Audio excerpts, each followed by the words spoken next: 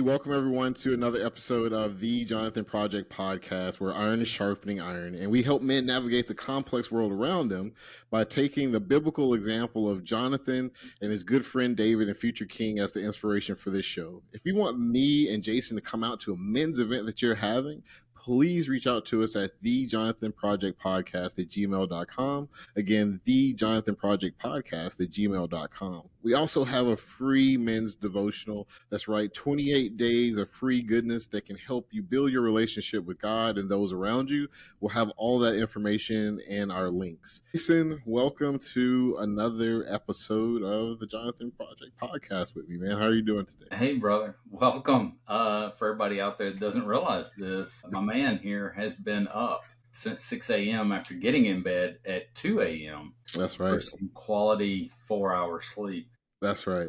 Greatly appreciate you returning from vacation and being steadfast for the kingdom. So, man, That's all right. And you know what? That's what we do for each other, because the week prior, folks don't know this, we doubled up on the episode because you had to travel out of the country. And we went on a short vacation to our North American cousins to the north in Canada. And for all our good Canada fans out there listening, lovely, beautiful country, glorifying God's creation there. That is for sure. There's some beautiful stretches of wilderness out there. But in any case, the travel, the logistics were not sleep friendly. I'll just leave it at that. So there we are. Never is. It's like the lady at work that informed me. She goes, she asked me how, I travel so much with the military. And she goes, I said, it's a little rough. She goes, how do you sleep? And basically she's like, I don't sleep in strange places. And I'm like, I absolutely don't either. Like it's the worst sleep. And that's the problem, right? And there is the problem. But that's not what we're going to talk about today. We actually got a good one to talk about here. I'm excited. I was sitting in the airport, and it was for the audience, and I knew that we had to do the show tonight. We got back so you could get this fresh and on schedule on Tuesday as you're listening to us talk on your way to your commute or wherever you may be on this fine Tuesday morning. But I was reaching out to Jason like, hey, man, what about this idea? As I was studying my Bible in a little space there at the airport, and I was like, hey, have you ever had that thing where you had to say yes to God when you wanted to say no? And laid it out for him. He thought it was a good idea. So Jason, what did you kind of center your thoughts on around this topic today? Saying yes to God even when you want to say no. Well, what I wanted to do when I saw this story in Acts, about Ananias and Saul, I wanted to read the backstory. It's interesting because in my Bible studies, I'm in the book of Acts. Like I just got into it. I had just got to the story about another Ananias, right? But as the story unfolds, the way it begins with Stephen. And it actually begins before that in Acts 6, where the Grecians, there's some grumbling in the church. And basically they are grumbling to the Jews about how our widows are not being taken care of. So the disciples decide to anoint the first set of deacons, the first set of people, right? And they're going to be servants. And there was one of those that was Stephen. And if you follow along in Acts 6, 8 through 11, Stephen was full of faith, is what the scripture says, and power. He said he did miracles. And the synagogue of the Libertines, which was Roman Jews who were freed, the Cyrenians and the Alexandrians, rose up against him. But they couldn't resist his wisdom and spirit. So he was absolutely anointed, and he was taking it to them. Right? And so what did they do? In the King James, it says they suborned men. And I had to look that up. Yeah, that's a fancy word. That's a big word. Fancy word. And take it as disrespect. Exceeded my third grade education. And it's basically they secretly bribed or influenced people to give a false testimony, to lie against him and to say that he spoke blasphemy. And they stirred up the people, the elders and the scribes, and they came upon him and brought him to council. I think we've heard that tune played before, just a couple of chapters earlier, right? And as he stands before the high priest, again, kind of a lot of similarities, Stephen speaks. Unlike, when Jesus is there, he's just quiet. Yeah. Stephen speaks. And what I love is he paints a pretty good picture, historically highlighting how envy and stubbornness had spurred them to resist the Holy Spirit. He goes as far back as Abraham. So when we kind of get into this story, it's kind of relevant. So here's Stephen taking it to him. You want to have a debate? I got the Holy Spirit on my side. Let's have a debate. Let's talk. And so he starts out and goes, hey, He gets in there, and Abraham's, explained how he didn't get any inheritance from his relatives. He moves on to Joseph, whose brothers, the patriarchs, sold him into slavery out of envy. And then it says he goes on about this, and he talks about how the people first rejected Moses. By the way, the guy that wrote the first 5 books, you're such a stubborn people, you rejected Moses. And he tells them about this. And he also mentions how God is going to raise up a prophet. And they would reject him. And he continues on. And then he lets them have it. He calls them stiff-necked and uncircumcised in heart, and tells them they resist the Holy Ghost like their fathers did, and calls them murderers and betrayers. And at that point, they stone him. Yeah, yeah. And when they stone him, they lay their cloaks at Saul's feet. And I did some reading on that, Colby, and you correct me if I'm wrong, but the way they kind of vision it is that it was to free up arm movement so they could throw the rocks faster, right? And it says that Saul consented to it. They trusted him enough that he approved the stoning. And believe it or not, according to the Jewish law, the witnesses were bound to be the first throwers of the stone, right? And they're in fact leading the execution. Saul consented to his death, and then he made havoc. They used the word havoc, of the church, entering houses and imprisoning men and women, just dragging them out. And then, and that's in chapter 8, but then in going to 9, he's threatening to want to slaughter and imprison the disciples. And he asked the high priest for these letters, right? Which I thought was a pretty wild thing. He's like, I want to take these letters. I want to be able to go anywhere and get them. Sure. And then on the road to Damascus, him and our best friend have a deep conversation. Yeah. So that was my back take on that. Yeah. Kind of going forward. No, I mean, you're right. And Ananias and just the story of saying yes to a hard no, or to a hard task, I should say, so to a hard no, it's difficult. And that story of Saul being converted to Paul is good because Stephen became the first martyr for the church. But, life is a series of yeses and nos, right? It's kind of like that younger generation and how they understand binary and computers and technologies, right? Ones and zeros. Really, our life and everything that kind of flows from is either a yes or a no. And God doesn't force us to do something. I find it was interesting, with Ananias, it was easy for him. And I think a lot of us could stand behind when he got the call to say, hey, I want you to go over here to what I think is the only name, we were talking about this earlier, the only named street in the Bible, which I found was kind of just a good biblical trivia thing out there for all you Bible nerds like me or Jason. Tell me if we're wrong, send us an email. But yeah, the only named street. So it's very specific, it's very detailed, and it's a yes or a no, right? Like, hey, I want you to go over here and talk to this. And Ananias is kind of like, well, it's like, who? This Saul? That's the guy that, jacked up Stephen. That's the guy that has everyone scrambling out of Jerusalem. The easy way isn't always the right way, right? If he would have said no, could we look at him and fault him? No. I mean, who wants to help Saul at that time, right? If you're a follower of the way, as they call it, or a Christian, as we call it now, God is calling us to say yes, even when it's uncomfortable. I think about Luke 9:23. Whoever wants to be my disciple must deny themselves and take up their cross daily and follow me. It is not going to be easy, ladies and gentlemen, at times to follow Jesus Christ. It's just not. It's the reason why it's called the narrow path. It is a very difficult thing, and I think sometimes people get sung this sweet song and the by and by it's going to be so easy. Yeah, it's going to be easy in heaven. Everything before that is sometimes it's just a slap in the face, and it's going to be so easy. Yeah. Well, and that's the thing is it comes up to Ananias. So Paul's on that road, right? Yeah. And he gets met by Jesus. Yeah. And Jesus basically says, "Why do you persecute me?" And he says, "I'm Jesus, thou persecute." It's hard for thee to kick against the pricks. As we've all stepped on some things in our life, thorns and stuff, that's pretty painful. Yeah. Legos from kids, that equals too. Yeah. And he says, and I love Saul's response because, this is a big say yes too. Yeah. Saul goes in chapter 9, verse 6, he goes, "What will you have me to do, Lord?" That's his only question. What do you got me to, I got it. What do you need me to do? Yeah. Right? He had a complete rebooting. And of course he's blind and he goes there. And then I love another So there's Saul. Man, he's been persecuting people. He has to know that people are going to club him if they catch him. Right? He's got to be, if it wasn't Christianity, let's be candid. If people looked at him and says, wait a second, you are responsible for Stephen's death, I wouldn't put you out if you were on fire in front of me with a set of wet chains. A lot of people would go, yeah, that's kind of true. I kind of align with that, but that's not what God calls him to do.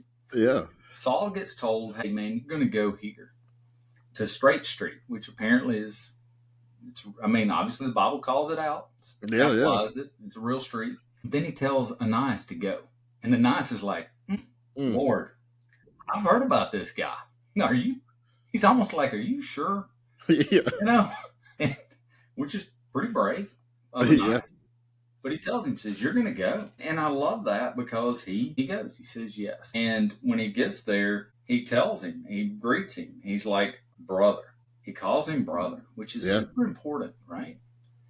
Like he didn't say, hey, man, takes his sucker punch in when Saul's not looking and says, that's somebody else. But I'm here to help you now. Yeah. Yeah. He didn't get his lick in. No, you're right, Jason. And I think God's call to him to go to his enemy. I think that maybe we haven't had something as bold as that in our own lives, but I think a lot of us can relate to, hey, you have that little prompt, that little thing like, hey, you should go and forgive so-and-so. You should make the first move, right? That could be with a spouse. It could be with a child. It could be with a coworker. Or you've been tempted with something like, hey, you could cook the books a little bit. If you have a business, you could take a little bit. You could deny something on your taxes, right? No one's going to know, but you've done the right thing, even though it was going to cost you a little bit. We've all faced those challenges, but God's hardest acts often lead to those biggest breakthroughs in your faith, if you really think about it. And the interesting thing to me, and I love finding these little stories that we bring forward for the audience, from time to time. Ananias is a blink in biblical history.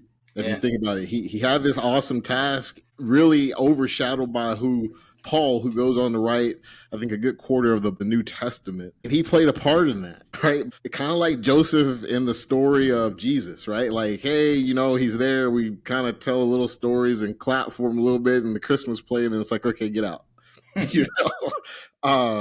But it's a powerful lesson for us as men. And this is what I mean, making a little lighthearted of it is you never know the eternal ramifications of being obedient. Either one story from the Old Testament or the New Testament, both of these, Ananias and Joseph. Joseph, right? He plays such a part in rearing Jesus, though we get snippets of it. What an eternal impact. And we've talked about that in previous episodes. I can listen to us talking about a father's role, even if you're not getting the applause kind of a thing. And then Ananias, same thing. If he would have said no, we know the Bible well, and most people who are listening understand this. God will find a way to get his will done. You don't have to be used. That's okay. I'll still get it done, Haas. But Ananias stepped up to the plate. And what he can take away from that is what? Like, hey, I set the missionary Saul, who got converted to be Paul, on his way.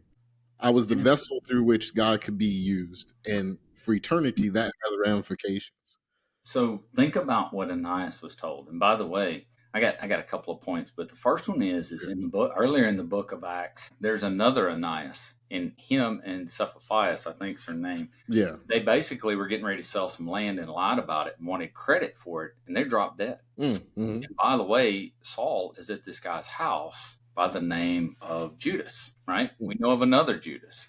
But yet in this one, they go from being bad names and representing bad stories to good names, right? Like Jesus is in the business of redemption.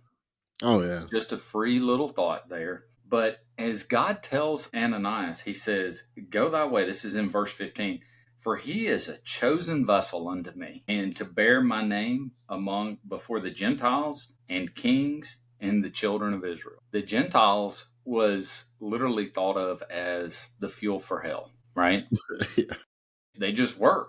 They weren't the chosen people. And kings, that's plural, so that means more than one, right? Yes, sir. So he is like, this is what I want. And Ananias, it says, went his way and entered into the house, and putting his hands on him, he calls him brother Saul. I think that is really important. When we talk about forgiveness and we talk about getting past it. I did some research, Colby, in psychology, and there's tons of studies, right? Examining the relationship between forgiveness and personality is that higher levels of forgiveness are usually significantly associated with lower levels of what's called neuroticism. In other words, negative emotions, anxiety, worry, depression, and irritability. Mm-hmm. And when you have that, you react more to stress and you have lower emotional stability and you're more prone to self-doubt, right? But you find that people who take an active step in forgiveness have higher life satisfaction. They had another 2016 study that concluded a real statistical significance that self-forgiveness, forgiving of self, right? Which Jesus says, I'm going to wash your sins away, which I think we hold on to our sins more than anybody. When you really come in contact with Jesus Christ and you get that real good glimpse of who you are, right? Like, man, I'm lost. I'm not going to make it without you. I can't get into heaven. I know who I am. I'm not a good person. Yeah. We hold on to it. But even when we do that, it helps lower our anxiety. So that's putting our faith in Jesus. And they had there was plenty more, but another 2015 was basically like applying forgiveness. It had better mental health. Well, here's Ananias. Man, he had every right to take a detour and go get a sandwich. Nobody would have blamed him. Sorry, go ahead.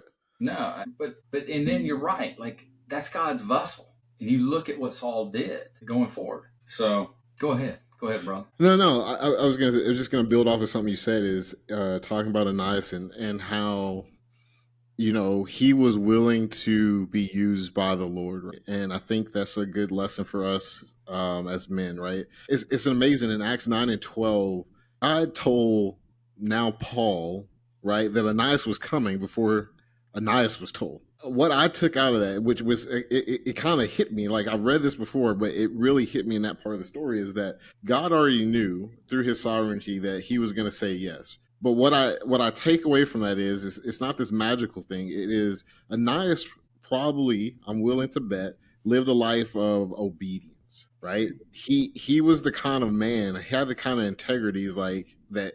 God knew he could call on him and say, hey, this guy's gonna get the job done. And that's what we need to do in all aspects of our lives as men, right? Whether you're having a business, whether you're in a relationship, whatever it is, you have to have that integrity when no one's watching. You can still be set up and be used, and it's going to count in a way that's mighty for the kingdom, right? Are you being faithful in the small things? Because Ananias was able to be used for something big, but I guarantee you he had a daily prayer life. If he had a family, he was providing, he was active in his church, he was serving his community, all the small things that, he's just going about his day. And it's amazing, kind of goes back to what Jason said when he first showed up. He was like, here I am, Lord, what do you need to do? Paraphrasing. The other big thing that I really want to draw upon is his obedience wasn't about the spotlight, right? And especially for us in the modern world where you got Instagrams and likes and followers and and people are making whole livings out of that, of being seen. What you often find in the Bible and in the kingdom, if that's what you're looking for, God will give that to you, but that's all you're going to get. Yeah. And Ananias strikes us as a man. He didn't ask, okay, well, you want me to go talk to Saul? What am I getting out of that? Because I don't want to get whacked upside the head. Like, he didn't go there. He kept it about the kingdom. And that's an important point. Like, serving the Lord is not always going to be glorious. You're not always going to get the applause of your fellow peers, but you're getting the applause of heaven, which should carry the day. You said something earlier today when we were talking about Ananias showing up at, Judas's residence there for Saul. And you're like, I probably would have carried a knife or something, just in case. This might be a setup. I don't know, Lord. Maybe I got the wrong address. But he didn't. He goes there and he puts his hand on him. And he says, brother. And that's so important of how we greet one another and how we kind of move forward. And it's even going further. Saul decides he's going to preach. He doesn't get the order right. He goes, he starts preaching into the synagogues and they're like, no, we don't like you. And as a matter of fact, we're going to kill you. And he goes, they have to let him down outside the wall, right? The disciples let him down outside the wall. And you think about that. So here's Ananias who's being very faithful, and Saul who's also being very faithful in this. And it comes a time where he's let down. And I thought about that. And, there's times we're let down. Like, we start out and we go, hey, this is a natural fit. This is where I belong. Like, Saul was like, I'm a Jew. I studied under Gamaliel and I got it. I got the information. I can connect the dots. And Jesus says, no, No, you can just speak to the Gentiles. And he doesn't get it at first, but he has to be let down. And then Saul goes to this other stuff, but he continues to be used, just like Ananias was. He was That's a used, great, Yeah. Now that's a great point, because I think it's an important thing to pull out of the stories is being obedient, right? And even when you have a protest, you see it with Paul, as you just laid out, like, hey, I can really be impactful for my homeland, for my people. And God's like, well, I don't know if you noticed, Slick, but you burnt that bridge to a crisp. Like, there's nothing left with them, right? We got to send you somewhere else. But the same thing with Ananias. Ananias initially lays out, and he gets criticized by some scholars saying, like, well, he didn't have good faith. No, he was a human, right? And I think sometimes we can church it up too much and like forget that God is in the business of people, and people are flawed and not perfect. Ananias lays out a good case, like, hey, this guy is not somebody I want to go hang out with. Yeah. But you have to take away what you see with powerful biblical men doing, and Paul does it, and Ananias does it, David did it time and time again. At the end of the debate, when God says, hey, I still need you to go, they answer the call like, okay, I'm going to go. Yeah. Right? Even old poor Jonah, who had to spend some time in a well, he eventually got it. He's like, all right, I'm going to go. And that's what you have to do, right? You have to be obedient without needing to know what's in it for you, without being like, this is wrong. You got this wrong, Jesus. Telling Jesus, again, the living God, like, hey, like what you're saying is wrong. Like we have to let that go and just be obedient in the moment. You know, I had a sergeant major one time. We were in Iraq, and I've known this guy for a long time as I was a team sergeant, right? And he goes, we were kind of talking. We had met up at Mosul. That's where he was. And I was kind of coming in and relocating. And he goes, look, I've known you for a long time. This is kind of where things are, this, and this. And he goes, look, we can shut this door and you can tell me exactly what's on your mind. That's between us. But when that door opens, there's one sheet of music. And I was so impressed with that because it allowed me to speak candidly. Maybe I didn't understand things and I could work through those problems, right? But it helped me grow. And I think and I've used that phrase with a lot of guys. And I think just like this, you get a look at an intimate conversation that Ananias had, which is a natural thing. You know, we're growing humans. Yeah. I don't walk on water. I'm an excellent swimmer for a reason. You know, and at one point I was an excellent sinker, and bounced out of the bottom. But I think, as we get asked by God to do things, it's okay to talk. Like my kids, if I ask them to do something, it's okay that you want to talk. It's how you say it, right? Like, hey, I need you to take out the trash. Oh, man, today we're taking out the trash? Yeah, son, it's kind of overflowing. We need to get it out, right? Okay, moves on. Yeah. No, that's a great point, Jason, being able to express your heart. And I think there's a couple good examples that come to mind out of the Bible. And it's funny, it's a good transition into this part of my notes is that Abraham said yes and left everything for a promise. Genesis 12. Noah said yes. And there's a whole interesting, we have so many conversations about Mr. Noah and the faith and just the mental strength that he had. I'll be honest, to give Noah some praise right here is I don't know any other biblical character that had to have stronger mental fortitude than Noah, because there's a lot of conversations just from a human aspect that he had to constantly say yes to God for. And I can't imagine. The man, the myth, the legend, the person that we worship all the time, Jesus Christ. But think about this. He had to say yes. And he even went to his father and was like, hey, if there's a way for this cup to pass, let me know. Let's talk about it. Yeah. But he's like, let your will be done. He said yes. He said yes to all of us who rightfully deserve the punishment, right? And he said, not my will, but yours be done, Luke 22:42. I say all of that to say there is a deep, abiding payoff for your own personal growth, for your family's health, for your everything that you're doing to being obedient to God, right? He's not looking for perfect men. He's not, guys. Because none of us are. I can tell you I've screwed up more times in relationships with my family, with friends, than I can shake a stick at. But he is looking for someone that's available, you're confident, and you're faithful. Like my good buddy shirt he has on, and we have the links. What should men do? You got to be steadfast, loyal, faithful, stand up, be strong, and be men, right? I'm paraphrasing. But that's what Jesus is looking for, and I would just encourage you, there's hard things that you've been called to do. I guarantee it. I know it. Reconciling relationship, giving up a hidden sin, addictions, right? Saying yes to serving, right? Helping out, saying no to comfort. All those things are out there, and you have to find a way to do it. And, yeah, step up to the plate. What if you're the guy that meets and helps the next Saul? What if you are, right? Look at the wonderful story of Anne Sullivan, right? How she's, and actually the person who helped Anne Sullivan out. Mm-hmm. And it's a great story, and won't get into it, but if you research that, the person who helped her set the stage for Anne Sullivan to help out Helen Keller, right? God is not, man, there are no perfect humans. He's just looking for willing humans. Every character in the Bible, it's amazing because there's only so many books that they say, well, we don't have any recorded sin of this in this book, like Daniel and things like that, right? It doesn't mean they were without sin. There's only one person who was without sin, that's Jesus. But everybody in the Bible we're all fallible, right? Yes. You just got to be usable. It goes along with it. You want to know something, the truth? I think showing up every day is a superpower. Being willing to help is a superpower. I think sometimes we forget because we're so caught up in, I think it's this giant societal craze of what's in it for me and let me shine my glory, whether it be through social media or whatever, right? Like that's how we get our feedback, or at least a lot of people do. I don't have a social media account, so I don't know. Besides this. So, we do, but really our value is within Jesus Christ, right? Absolutely. Yeah. He's just being willing to work, Absolutely. He washed feet. Please don't. I don't want to wash feet.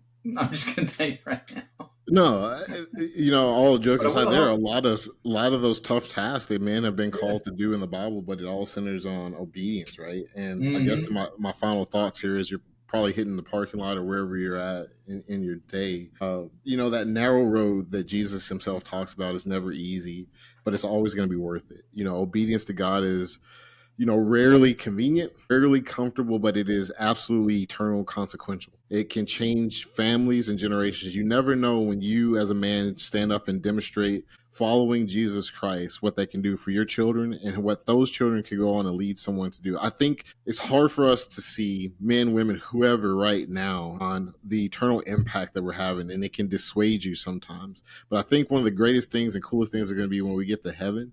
You're going to bump into people like, hey, man, read your devotional. It's free. And I was glad that it was free because I was able to get it, and that helped me. And then it helped this person. You don't know, right? And, it can be really hard in a place where everyone wants to be known and seen. But in the kingdom, you're going to be anonymous, man. There's a lot of secret agents out there as far as doing great things. Yeah. But God is not looking for a spotlight beyond anything beyond his own glory. And that's okay. He's not looking for the most qualified. God, man, guys, we can be so hard on ourselves and not want to help because, I'm not the best carpenter. But you know what? Go to that thing that your church is having and just hammer some nails. And if you're not good at hammering nails, pick up a saw or whatever it is. Just be there. Hand out some water. Hand out a biscuit, a bread, whatever the case may be. Yeah.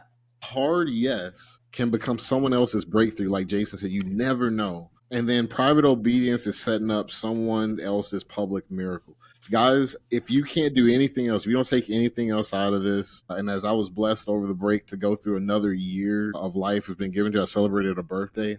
If I don't get anything else as I'm getting older, it's like, Lord, how can I be obedient to be consequential for you? How can I be that kingdom kind of focused guy every day, day in and day out, and just be obedient? So, one of the best things that I do, I show up here with my buddy and we talk on the airwaves about things on our heart, right? But you have a platform too. It might not be your own podcasts or whatever, but you have a family. They can go out and reach millions of people over generations. You have a business or you have a coworker or you have something. Just stand up and be consequential. You don't have to be perfect. You don't need a PhD in theology to have an impact in the kingdom. Jason, what are your final thoughts? God puts you right where you need to be. You're his ambassador. And the way I know it is ambassadors are placed, right? Yeah. That's the truth. The president, the king looks at that person and says, I need you for this problem here. Mm-hmm. And so that's where you are. And don't be fooled by a lie of Satan saying, well, I don't know my Bible well enough. I go back to the stories in the book of John and in where the guy was healed who was born blind. All he testified to was, hey, I was blind, now I see. Yeah, he was talking about what he knew. Then you fast forward it in the book of Acts, they got this guy that was born lame that was 40 years old. And he's jumping up and down. And he goes, And they're asking him, he goes, I can walk. How about that? Not only could he walk, he could jump. Yeah.